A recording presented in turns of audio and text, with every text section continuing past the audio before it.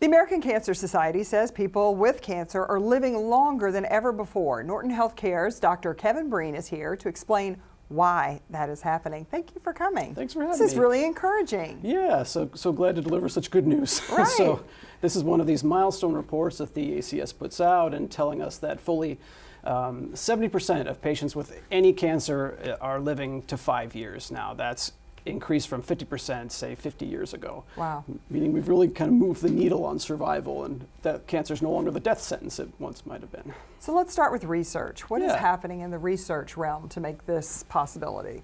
Yeah, so I'm glad to be able to sort of expand on this because research is really, really important in how we take care of cancer patients. And it's impacting both cancers that are in just one spot or the local area, and also cancers that have started in one spot and moved to another spot. Norton is doing trials, for example, with radiation therapy for brain tumors, where they're implanting gametile technology to try to better treat those tumors. Our head and neck surgeons are doing better surgeries with robotic surgeries. And we have a very targeted, very advanced immunotherapy called CAR-T therapy that's in clinical trials right now. Now, those things are happening here in Louisville. This is not something that's happening way far away. That's happening at Norton Cancer Institute, yes. What about treatments? How have those changed for various cancers? Well, depending on the cancer you pick, they've changed quite a lot. For example, lung cancer, we've learned over many years and a lot of research that there's, even amongst the same type of lung cancer, there are certain molecular and genetic targets we can find through very careful genetic screening and biopsies. And those targets give us targeted therapies that we can treat the cancer patient with, even when that cancer has spread all over the body.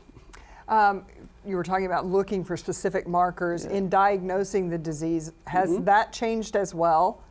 Yeah, very much so. And for example, to take lung cancer again, it's really crucial for the way that we treat these patients. They need to have a biopsy, and that biopsy needs to be looked at by a pathologist and have very careful genetic screening to identify a target. Changes based on exactly what you find. The treatment will change. Now I want to talk about screenings, because this is where we can kind of take our health into our own hands. Yep. Talk about the important screenings we need to have, and maybe even some new ones that are out there that people may not be aware of.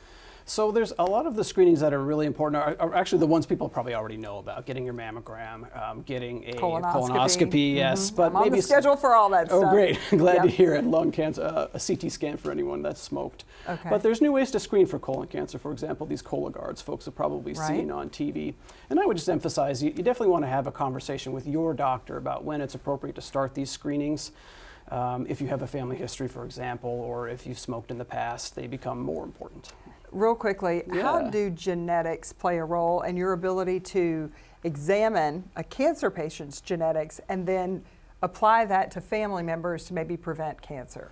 No, so it's a great question. Oftentimes the genetic testing that we do will be on the tumor itself, which may or may not be in the family. So there's also extra genetic testing that needs to be very carefully done to look at the genes that are passed on from parent to child. Okay. And that's always a conversation we have with our patients before we would do it. But in so doing, you can really inform those folks they may need to start cancer screenings earlier. Right. Exactly. And there, again, maybe certain therapies that will help them if they do unfortunately develop a cancer later on. Okay.